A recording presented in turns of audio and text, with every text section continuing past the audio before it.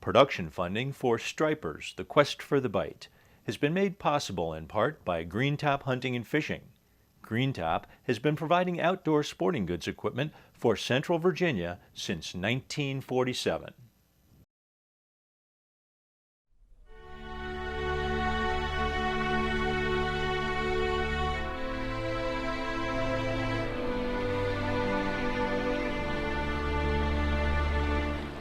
It's a really unique fishery. It's a really fun fish to catch. I think everyone finds them really beautiful and magnificent creatures, and it's really powerful. It's a cool thing.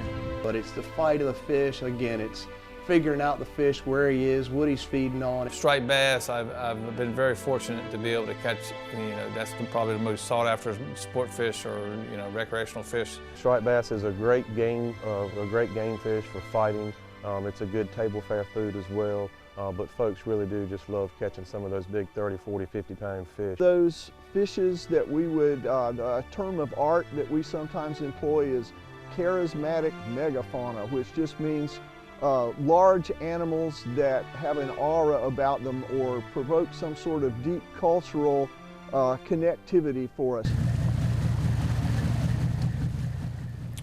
Rockfish, or striped bass, are magnificent creatures. They're strong, healthy fish, full of the energy of the seas and of the earth.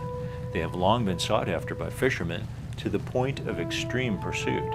Seeking the bite that can be so elusive, yet when it's found, it's like no other, an experience to be shared and not forgotten. This is the story of Stripers, the quest for the bite.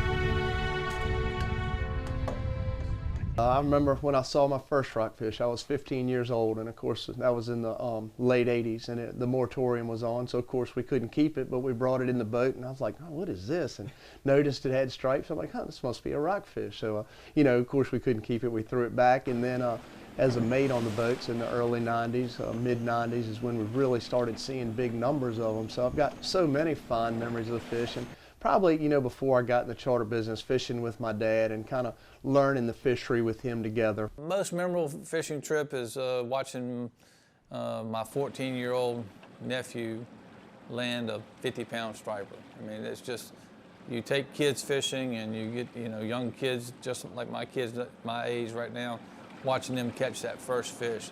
And when they don't say what it is, they just say, oh my God, when they see the fish or whatever. And those expressions, that's what's fun about fishing.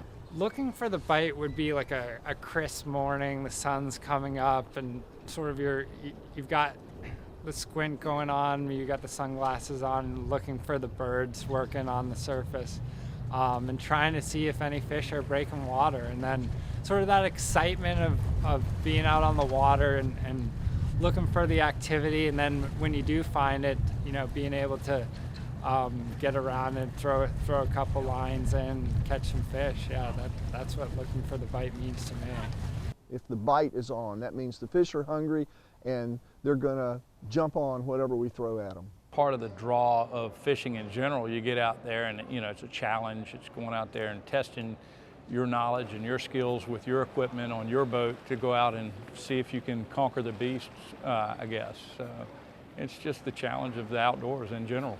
The fascination with rockfish is, it's the size, one thing, but they're great fish to eat, and they're such a sporting fish to go after. You go out there and you can find, acres of them, and you can fish all day and find one. They'll travel into the Albemarle Sound, into the Chesapeake Bay, to its respective rivers, and then up to the Delaware Bay and to the Hudson Bay area, and those are the major producer areas for what we call for this coastal striped bass that migrate up and down the coast from North Carolina to Maine, even in Canada, really. The fall season begins in October, or as bay fishermen call it, Rocktober. One of the most popular ways to begin striped bass fishing this time of year is by chumming with ground menhaden, often called bunkers, and by using small hooks and cut bait. The rockfish can be smaller schoolies, but mixed with bluefish, they're fun to catch and they're good to eat. It's Rocktober, prime time. As good as it gets. Fishing's been real good. Finally got a pretty morning, a pretty sunrise this morning, so looking forward to getting after it. This reef is located 7 nautical miles east of the Great Wacomico River Light. There you go, coming through. Well, again, this is the Northern Neck Reef area, and it's actually almost 3/4 of a mile of structure. It's spread out from the edge of the channel, and it runs northeast over here towards Tangier Island there, and just a pile of man-made rubble. Again, it's culverts, it's tetrahedrons, anything concrete, and the bait fish congregate in there, and they can hide, and the rockfish come and eat the bait. And you know, this reef probably started back in maybe the late 90s. They started building, and they've added to it over the years, and you know, made it what it is now, about 3/4 of a mile. And just in the spring and the fall, a good place. It's kind of close for us, and you know, if the weather gets bad, we don't have far to get in.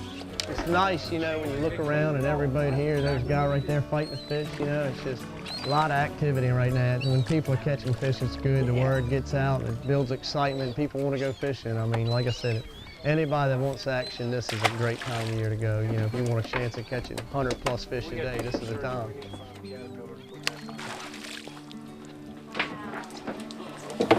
They kind of know when the boats get here. You saw when we got here, the fish finder loaded up with fish, and I hadn't even put any chum in the water, and we had a couple fish on. So just a great time of the year. And you know, this days like the day is what we live for. Every day is kind of different. It's a different adventure, but one thing that remains constant this time of year, chum and light tackle, rockfish, plenty of them. And it's nice. It's been warm this fall. The water temperature's in the upper 60s, and so we got a nice mix of bluefish in with it, kind of a bonus. They're good eating and a lot of action. So we've had a great day. I'm real pleased. Great people, and a good day to be doing this, that's for sure. I like to grind the chum on the boat. As you can tell, we buy the menhaden in here, buy them from the netters, and then we grind them right on the boat in fresh chum. And it just attracts the fish. When you zoom your camera off the stern, you can see the slick it's putting out, and the fish come to it and feed, and it just holds them here, you know, while you're fishing for them. And we cut the back out of them and chop that up into little bait-sized pieces, put them on a smaller hook, hide the hook. Rockfish have really good eyes. We use light leader, small hooks, and so it works good. They come up in a chum and they see this bigger chunk floating, and they grab it, and the fight is on. So, yep, the menhaden, the fresh chum, put a little bit aside to keep them in a chum line, and they seem to come right up in it. That's as close to catching fish in a barrel as it gets right there. We try to weed through them and keep the prettiest, healthiest, thickest fish so they get as much meat as they can. And, you know, we'll kind of cull through them through the day. And, you know, if a fish is hook deep, we just cut the hook off and let it go. So try to preserve the fish the best we can. Average day, I don't see where we wouldn't catch 100 to 150, you know, to catch our 18 to 20 fish limit. So it's a lot of action.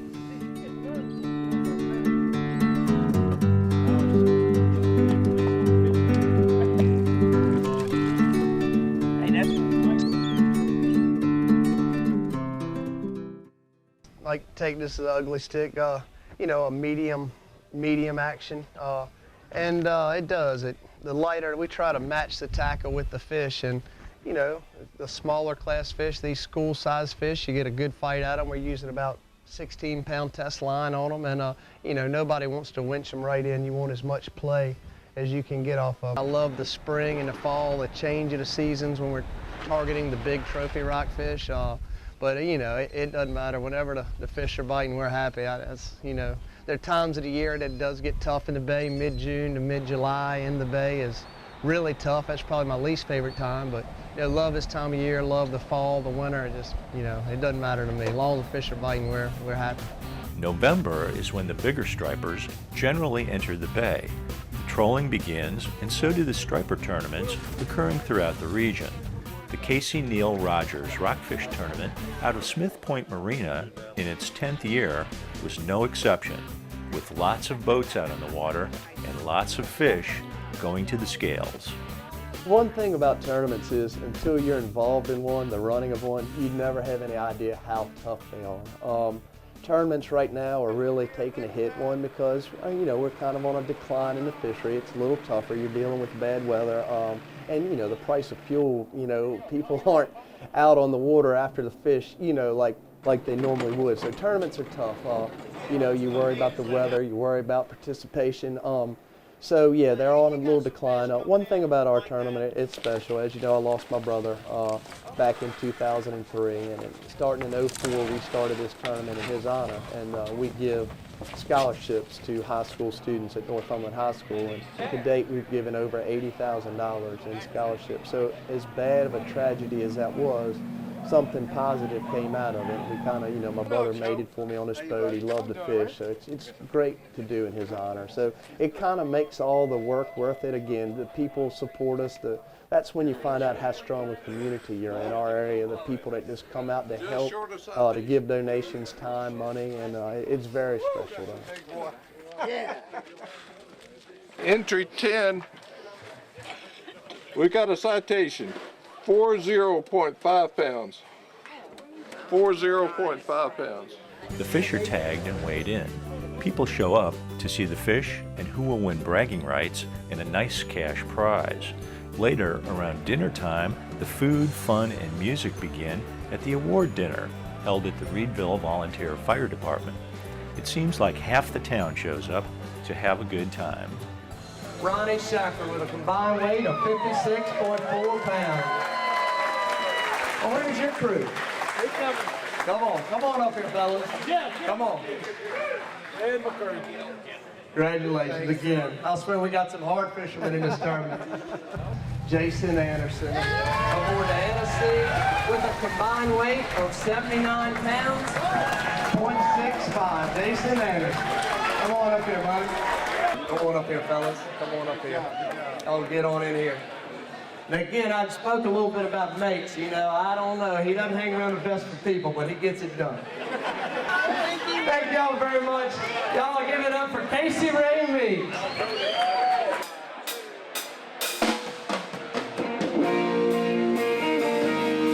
How we doing, Reedville?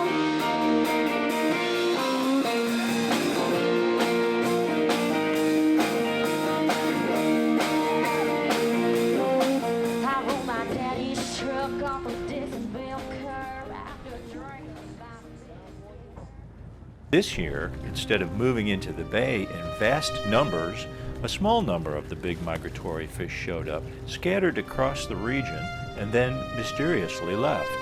Others never came into the bay at all, as they normally would during their fall-winter migration. This left boat owners and charter boats scrambling to find the bite.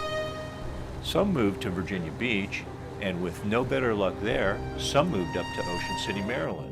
Others had no choice but to give up the chase until spring. In my experience, I think it's a lack of food in the bay. I mean, look at what we've got going on. We've got the herring season closed. That's from lack of herring. We've got the shad season closed. That's from lack of shad.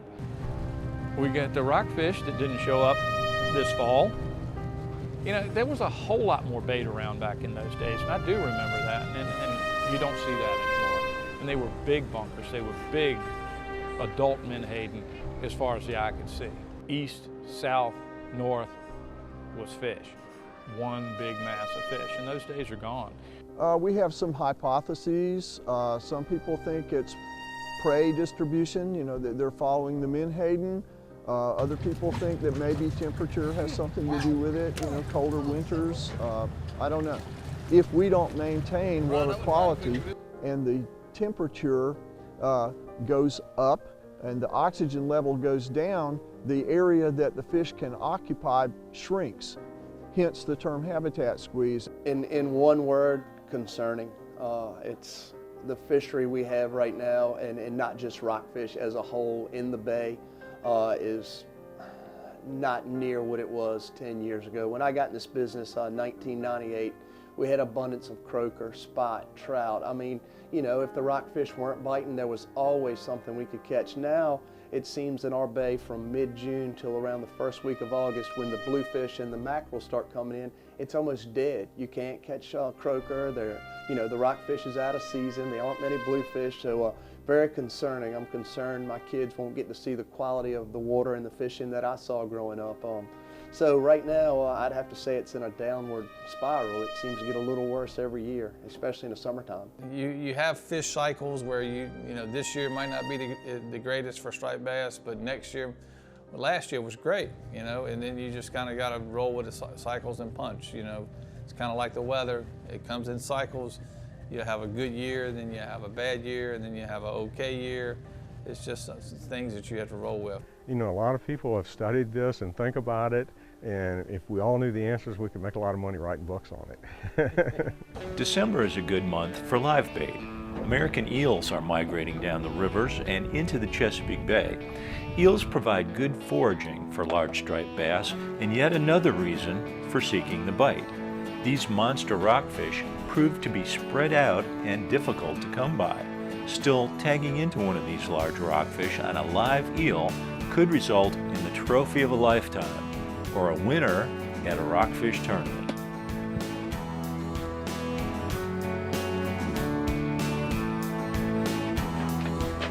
Rods, reels, eels, rags.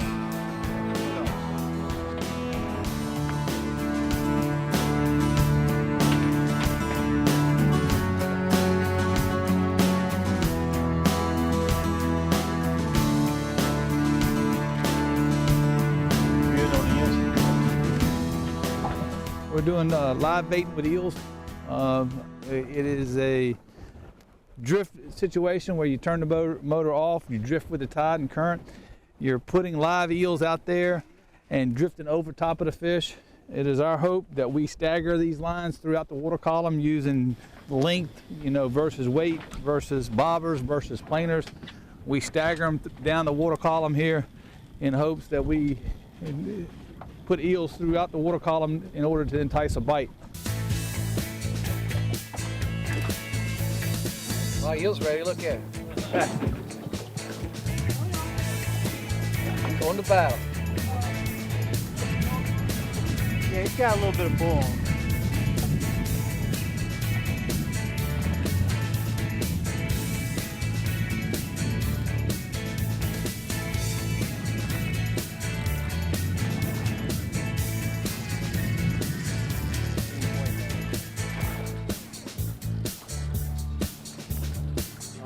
Here he comes, here he comes.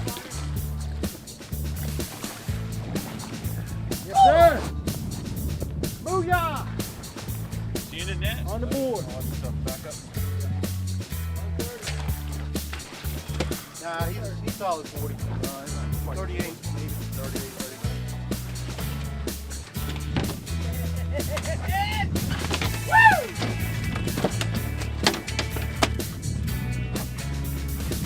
Might need Dr. Max to do a little surgery on him.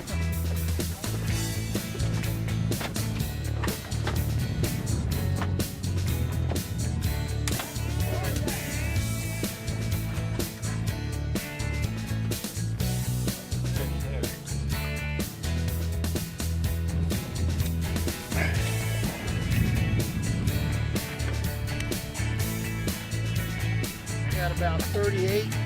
Okay. No, right about 39, 40. He's gonna push 40, but.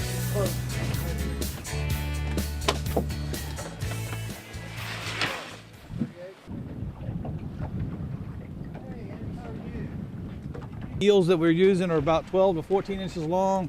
The rod and reel combos, we're using all pin rod and reels, either the live line or bait runners or the pin battles. We're using 20-pound test, 20-pound fluorocarbon leader, and a 7/0 Gamakatsu hook, you know. And like I said, we're gonna, you know, basically try to drift over top of the fish, try to be as quiet as we can, entice a bite, and get busy, I guess. The most important thing when you're eel fishing is to make sure you bring plenty of dry rags to grab the eels to hook them. Or you can use your buddy's sweatshirt, which one works better. But grab the dry rag, go down in here and grab the eel, and you're gonna turn them around, face the eel, grab the eel like this, go through the bottom lip, and come out the right eyeball in order to hook them. That's a real good hook set for a live eel. It makes for a good hook set on the big striper when he eats this eel. Hey, get up here, Henry. Get up here, Henry. Get up here, Henry. Everything up front. Everything up front.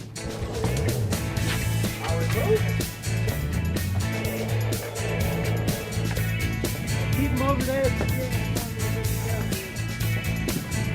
What do you got? What do you got?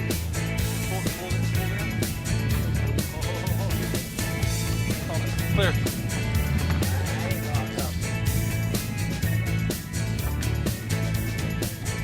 Take care of the eel. I'm not going to drop this rod.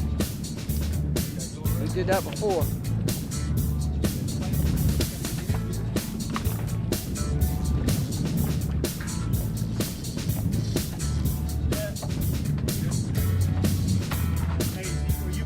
I'm gonna go to the other side and bring that bob. Go to the front if you can. It's got some shoulders on, boys. Henry, come up here, buddy. Come get clear this rod holder. I don't want anything in the way.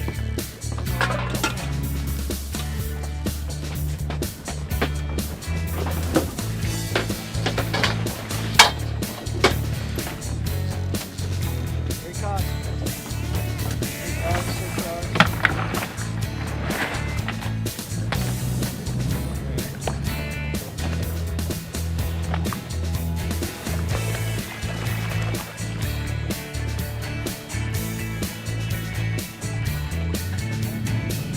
That's a nice one.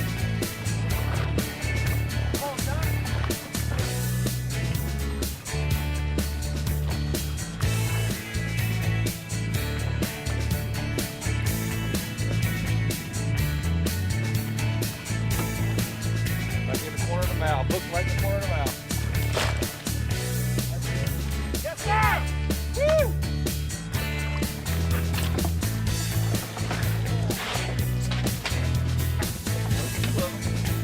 Help!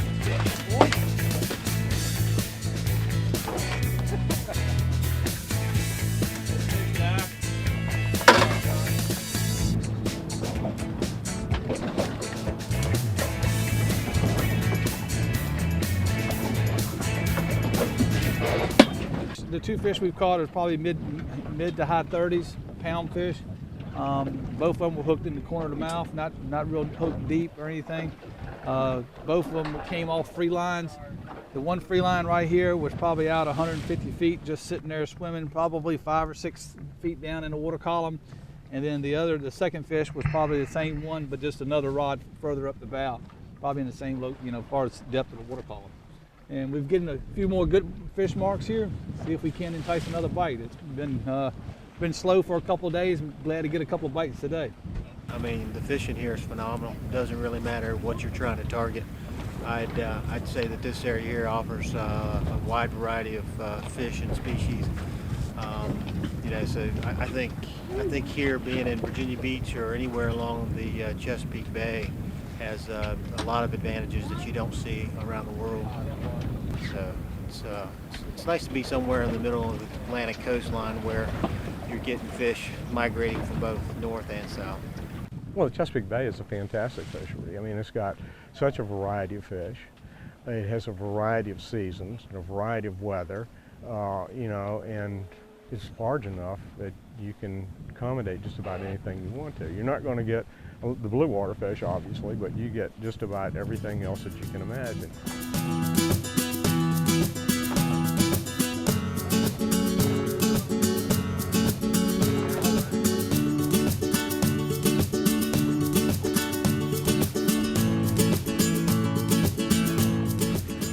The Pigzilla tournament got its name from the monster-sized rockfish that enter the bay in their fall-winter migration. The weigh-in on day one resulted in close to 10 citation stripers over 40 pounds and a tournament record 58.05-pound rockfish. Days 2 and 3 had 0 fish weighed in, leading to more discussion on the big fish leaving the coastal fishing zone, extending out to 3 nautical miles into the Atlantic from the shoreline. Good God, that's Pigzilla right there. What do you bet?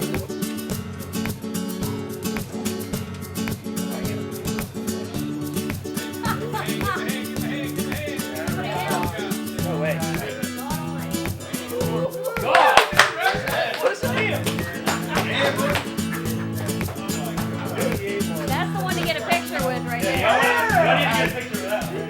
58.05, and biggest first one over 50. Skipper, tall skipper, Marco, not Coors Light. Yeah, pretty excited about it. Big fat one for a tournament, pretty good. Heard it's a tournament record, right? We're gonna have them for the award presentation in the food bank with Oasis. Like I said, Sunday night we're gonna do a little buffet at Murphy's Irish Pub, and the rest are gonna go to Oasis at Aldersgate United Methodist in Portsmouth. Anglers can't be on the water all of the time. When they're not fishing, there's plenty of research to do. Fishing expos offer a good way to learn about the gear needed to be successful on the water. The Richmond Fishing Expo is a really good opportunity to talk to experts, to talk to a lot of people that are into the same thing that you are. If you can't catch a fish in the water, maybe you come in and talk to an expert, find out the new techniques. It's a good place to go.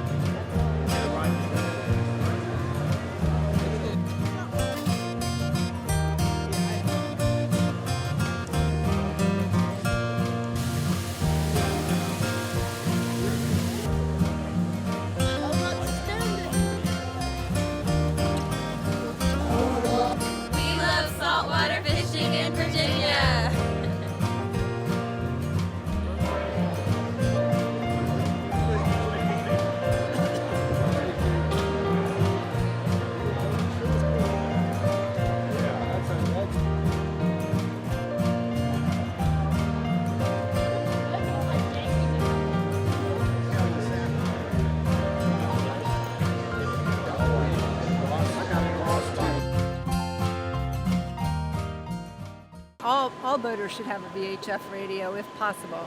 Keep it on 16, it'll keep you up to date on traffic in the area, weather events. You'll hear if other vessels are in trouble that you may be able to be a first responder and help them if they're in trouble. That's also the channel you use even if you want to call someone else. You call them and tell them to switch to such and such a channel. I had a situation where me and my wife was out fishing, and we were coming back across from the 4th Island going back to Hampton Roads Bridge Tunnel where we launched from, and the motor blew up. And it was getting dark. We pushed the envelope too far that night, and we basically spent a night on the boat. You shoot flares off and people keep going. And it's just, it was pretty stressful that night being one. So we left the cell phone sitting on the kitchen counter. We went to go use the VHF radio. The VHF radio would click, but it wouldn't transmit, so you never did get a good, they couldn't never understand us or knew that we were transmitting. We could understand that the Coast Guard was looking for us, but woke up the next morning, another boater came by and saw us in distress and called the Coast Guard, and shortly thereafter the Coast Guard came and picked us up. But the boat was seaworthy enough and to sustain an all-night stay in the bay. So that's, and I wasn't so much worried. I was just more worried about my wife and making sure she was okay, because I knew my in-laws would kill me if she got hurt. I was 9 years old when we first bought our place down here, and we'd been coming down since I was probably 4. His first boat was a skiff, and we used to take that skiff and we would go out to the Great Wacomico Light, which was still a working light at that time with Coast Guardsmen on it. And we would have a container that we would fill up, and there'd be hundreds of fish in there. And we would fill that thing up in probably an all-day's fishing, because that's what we did. When we went, it was all day. My dad had the opportunity to buy down here, and he did. He went to Eugene Jet and bought a 20-foot Seacraft, which my son still has to this day, and in 1972. And that was what they really fished out of the most. And I spent many times with my parents on that boat, catching the big bluefish when the big bluefish were prevalent, 17, 18, 19 pounders, and they would wear you out. And it was out at what was then known the old 48, way before there was ever a reef there or anything. We have a scene of fish that most of them are fish that my parents caught. These are original skin mounts of marine fish, which very few people do anymore, and there is a reason for that. The oil, you cannot get all the oil out of a marine fish, and it eventually will find the surface and it discolors the paint. But you'll see that in these, but it doesn't diminish the quality of the fish. I mean, you keep in mind, these fish were caught in the early 70s, and there weren't a lot of big rockfish around. And my mother has, you'll see a citation rockfish on the wall and a bluefish that she caught on the same day. Trolling with artificial baits, including parachutes, umbrellas, mojos, and tandem rigs, is always fun, unless you can't find the bite. But when things heat up, you better be ready. Max King and his nephew Emery left the Wachapreague public docks on the eastern shore of Virginia early aboard his 30-foot center console in an effort to find the bite.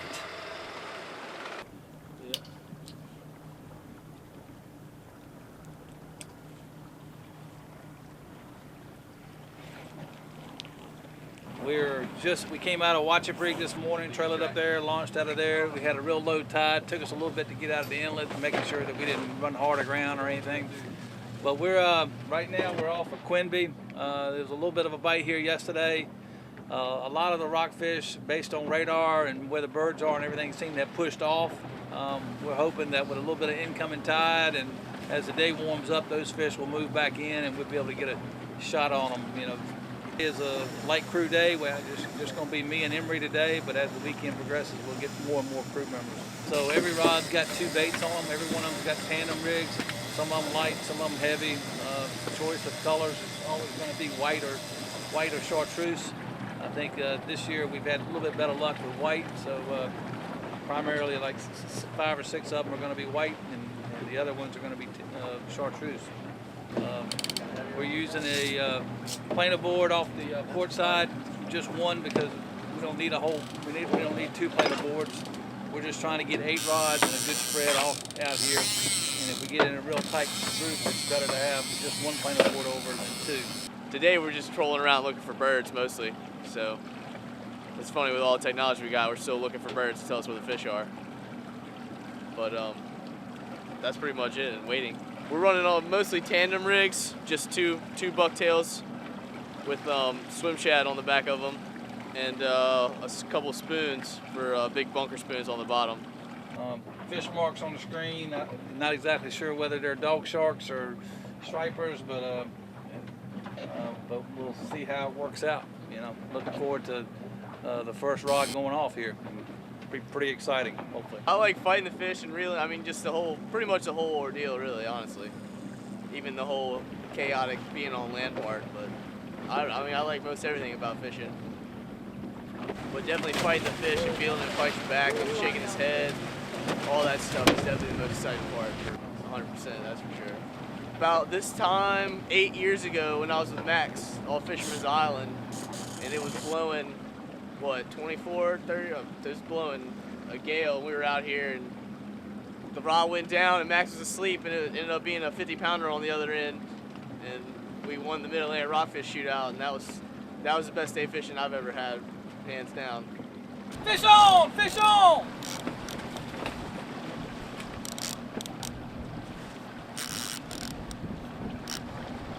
I don't see anything that works any different out here in the ocean that works in the bay.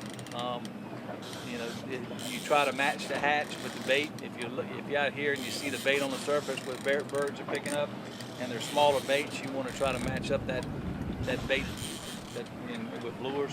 So if you're on big bait, you want to use big lures. If you're on small bait, you want to use small lures. It's all right. You got one? I got a nice one, I think. At least 25, maybe 30. Oh, we got a couple, got a double here. I'm a big center console guy. I want a fishing boat. I want a good set of curtains, and I want to be able to fish all the way around the boat. I don't just fish off the back end of the boat. I want to fish the bow. I want to fish as many rods as possible. That's my style of fishing. Whether it's offshore or whether it's inshore, that's what I want to do. I'm not a big cabin person or anything like that. I want to be the openness of the boat and being able to take that fish all the way around the boat if I have to.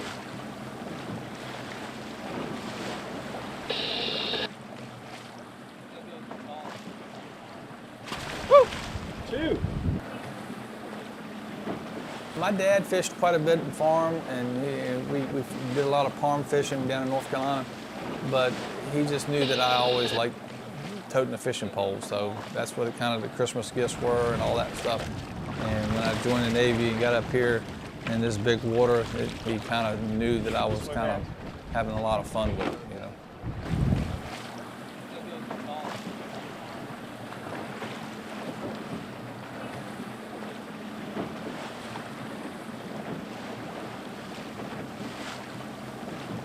Three fish in 5 minutes. That was pretty cool. But I don't think you would put yourself in danger or anything, life-endangering situations, but sometimes you have to challenge the sea conditions. Sometimes it's better when it's rough. Sometimes it's better bite fishing when it's rough. I don't think I've ever, you know, with 2 kids and a great wife, I probably would never challenge any conditions to where it's life-threatening. But if your equipment is capable of handling it manageably and you plan accordingly and everything's in tip-top shape, then you can challenge weather conditions and you can get around out of the wind or something to maybe go catch that fish because the fishing's been so great, and you know that if you get out there, you'll probably be okay to catch fish. So I don't know whether it's going above and beyond, but I would challenge it for a great bite. Ooh, this is a nice one. Just leave the lure in it. Okay. All right. Put him in the boat, get the other lure. Grab this other rod, tighten the camera. Reel it in. I got it.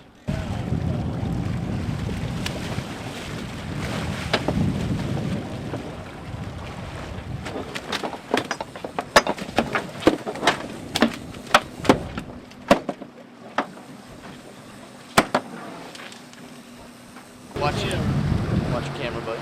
Okay.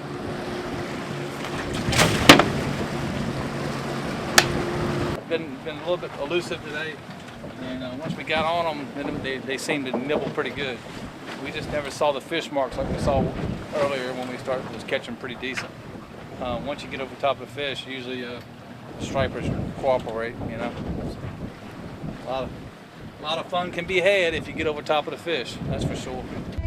Trophy stripers are harder to come by than they were in the early to mid 2000s. There's been a decline in the population of the older fish.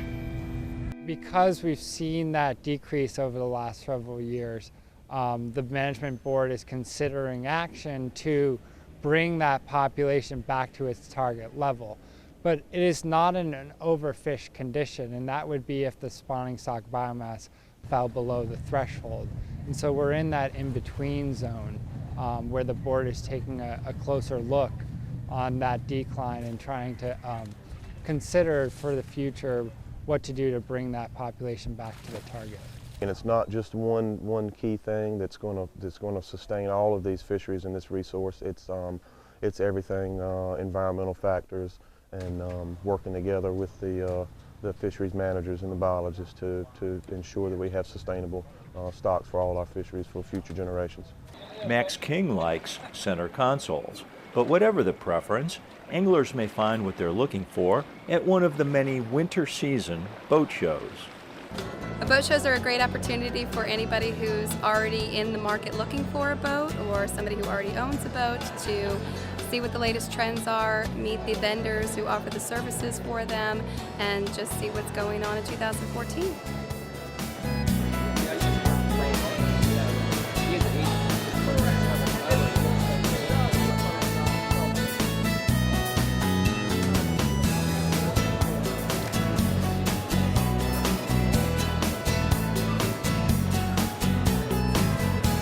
We'll have rockfish into the Chesapeake Bay.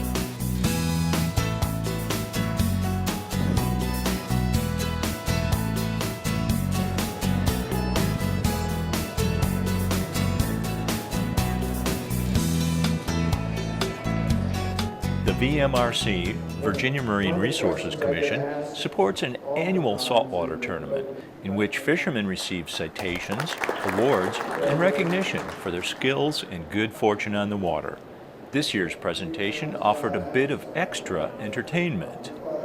on January 1 as the season closed in the Chesapeake Bay, striped bass. It was caught December 28th by Donald Malzoni of Suffolk. It was caught on a live eel near the sub. The fish weighed 59 pounds, 8 ounces. That's hard work there. So this song goes like this. What's your favorite colors? Mine's white and red. Sometimes I use chartreuse when the fishing's dead. And is it raining in your town? It's sunny in mine. We headed out to the Chesapeake Bay. It's fishing time. It's a fine day in Virginia. It's a fine day in the sun. It's a fine day to be fishing. Come on, let's get it done. 3, 4. Come on, fishes, get on the line. Come on, fishes, running at a time. Come on, fishes, get on the line. Come on, fishes, 2 at a time. Come on, fishes, get on the line. Come on, fishes, running at a time. Come on, fishes, get on the line. Come on, fishes, the man done cut me down low. Thank y'all. Hey, it's an honor for y'all. Ryan Russell. Thank y'all. We all remember the dusty old tackle shops, crammed with odd-looking artificial baits, fish mounts, and other gear you had to figure out how to use. Well, you can't do much fishing without the right equipment. Tackle shops may have changed, but they are still all about the same thing, helping to get the bite. I think all of us kind of grew up in that old, kind of dusty old building with a lot of faded labels and stuff on the shelves that, you know, that kind of added romance to the experience going into a tackle shop. We get information from our fishermen that come in here and buy stuff from us on a weekly basis, and we can kind of keep track of where those fish are and at what stage of the migration they're at. Well, several times during the year, the VMRC will issue updated regulations. The best thing to do is check with your local tackle shop and get the latest version of those regulations. For the most part, most people will pull artificial lures. Umbrella rigs, mojo rigs, various tandem rigs, whether they've got bucktails, spoons, hard baits, or whatever pulled behind those lures that work really well on the 3-way rigs. Stretch 25s are a popular bait to pull straight up by themselves. It's a real easy lure to fish because you just tie it on, drop it behind the boat and idle slow and wait for a bite. Big spoons work real well too later in the season when the bigger bunkers come into the bay. In the bay a little bit, we've got some new techniques over the last few years that have evolved. We've got guys using big side planers to pull multiple lures off of one side of the boat and then a planer on the other side and pull multiple lures, 6, 7, 8, 10, 12 rods at a time. I think it's a little old school. They don't like the headaches of having to deal with the wire line, and they're using braided super lines now. As far as the rods and reels, you know, it depends, like I said, on what you're pulling as to what rod and reel you need. So it's a lot to it, and if you have the wrong action rod or the wrong size line for the application that you're trying to get it to do, you're going to lose lures or not get bites or have big tangled messes. Marine biologists and game and fisheries personnel are charged with managing our resources. They spend years studying striped bass with the goal of maintaining consistent populations under a variety of conditions. They tag and release rockfish and then track their behavior and migrations. Most of the data on the tag returns themselves go into an annual calculation of fishing mortality for the stock. And that's part of the Atlantic States Marine Fisheries Commission's mandated program of annual monitoring and survey work that's done on the stock to assess the health of the fishery. We added this hook and line dimension to it about 4 years ago when it became more difficult to find the funding to operate the research vessels, which are very expensive to operate. But the ideal design for what we're doing here is to try and tag fish using both the trawl and the hook and line program in the same year. Well, as a biologist, my goal is to help ensure that we have a sustainable fishery and there is enough reproduction to counter all the removals from fishing and natural mortality. And the fishery managers, I guess, and the general public have an input in what they actually want to see as how the fishery is. But as a biologist, we're just trying to make sure that we have a sustainable stock that's producing enough offspring to counteract the ones that are removed each year. For my focus, striped bass are migratory species that do migrate up and down the East Coast, and they go back into these systems each year to spawn. So it is a collaborative effort with biologists from Virginia, Maryland, right on up through the state of Maine, and of course federal fisheries agencies, Fish and Wildlife, National Marine Fisheries Service. So each biologist manages their stocks in their local area. So I'm with the North Carolina Division of Marine Fisheries. We're looking, Dave, at an internal anchor tag, a U.S. Fish and Wildlife Service internal anchor tag that we insert in these fish. It has the number on the tab end and also on the external end. It's got a phone number on it for our Annapolis, Maryland Fishery Resources office, which you can call if you're an angler. You catch one of these, you can find out where the fish was tagged and released. And you also get a reward if you turn it in.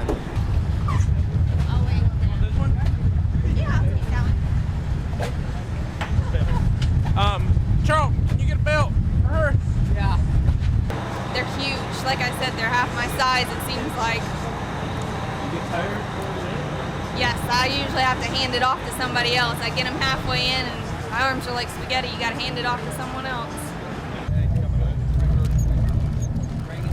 She's got a pretty good one up there. It was taken out right good.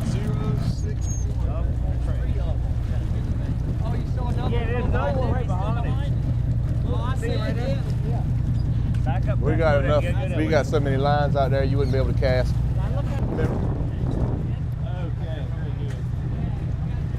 Head first.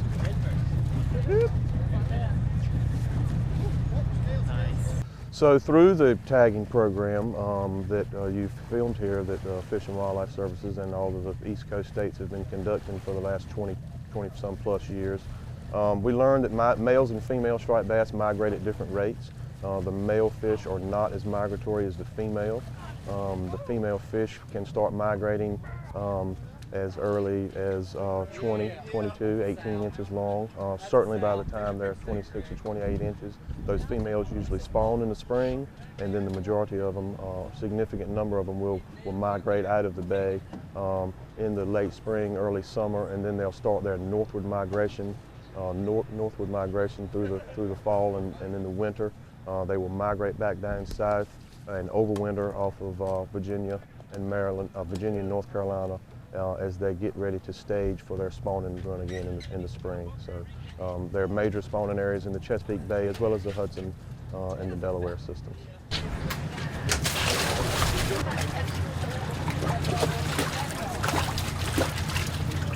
$826.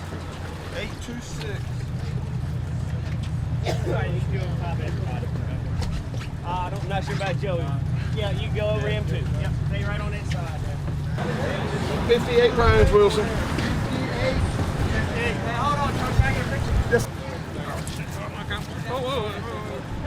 Don't stab that in my nose. Don't stab his chin with that dorsal fin. You good? Excellent job, fellas. Striped delight. One thing that I'm kind of holding on to is the 2011 spawn. This winter in the bay, I'm talking about late November and December, we saw so many 14 to 16 inch fish, and I'm talking miles and miles of these 14 to 16 inch fish, and they weren't just in one place. They were in Maryland, they were at Smith Point, they were off the Rappahannock River. So and the biologists tell me that they caught this size fish all the way up to Maine. So we're really excited about these fish. They grow relatively quick, about an inch or so a year. The winter of 13 was probably November, December, one of the worst seasons we've had. But backing up a year to 2012, there were as many big fish in the bay as I've seen for a long time. So, you know, it is easy to get caught on negative, but there are a lot of smaller fish, and you know, as long as we keep educated about it and educating people, they're going to be here for a long time.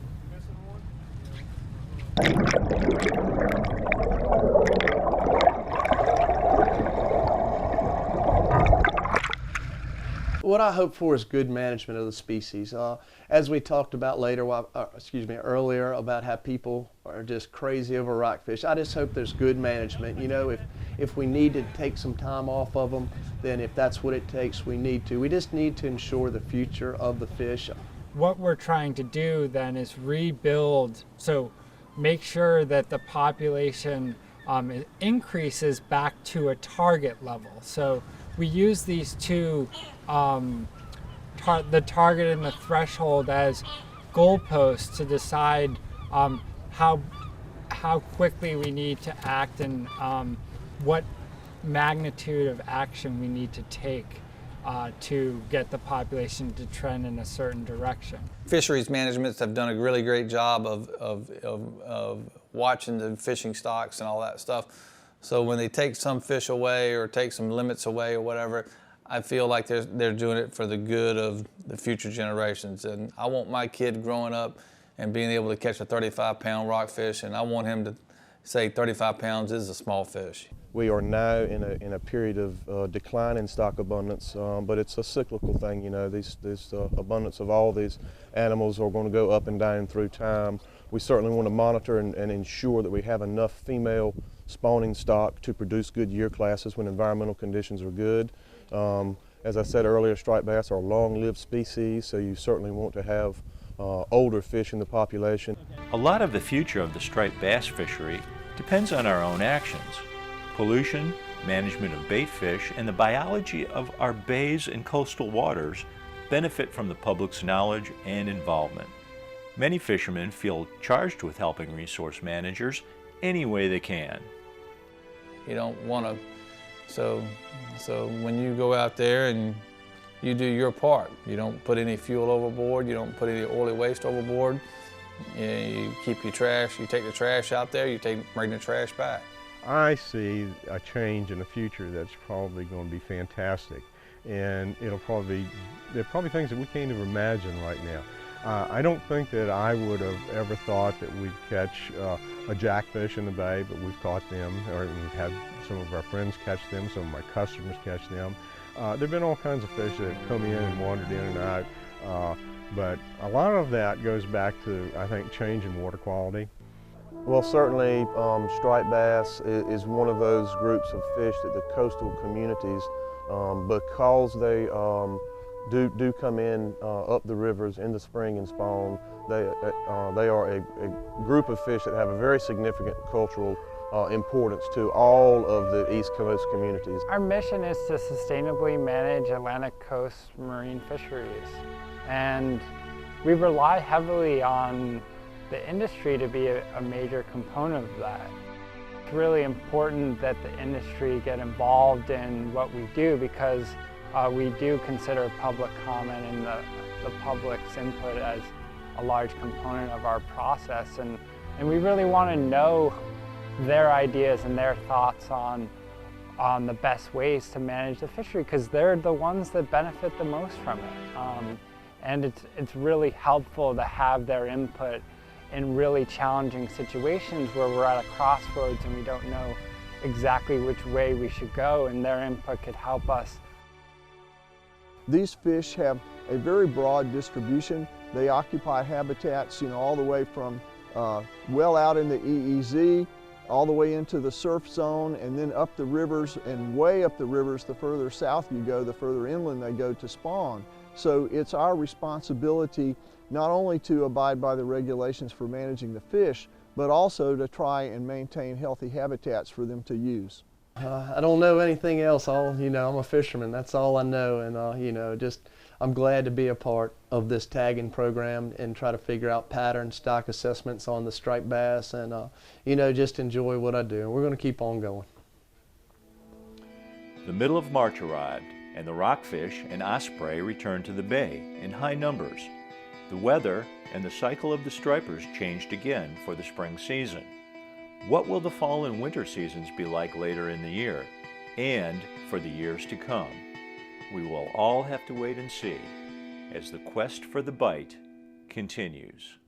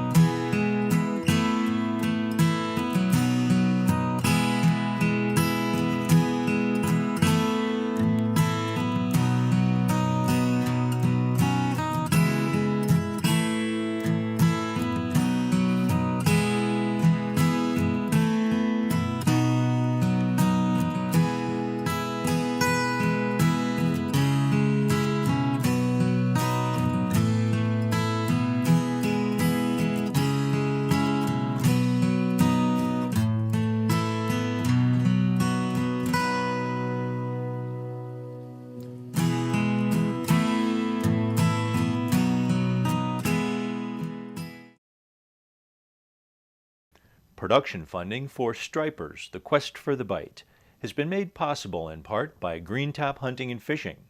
Greentop has been providing outdoor sporting goods equipment for Central Virginia since 1947.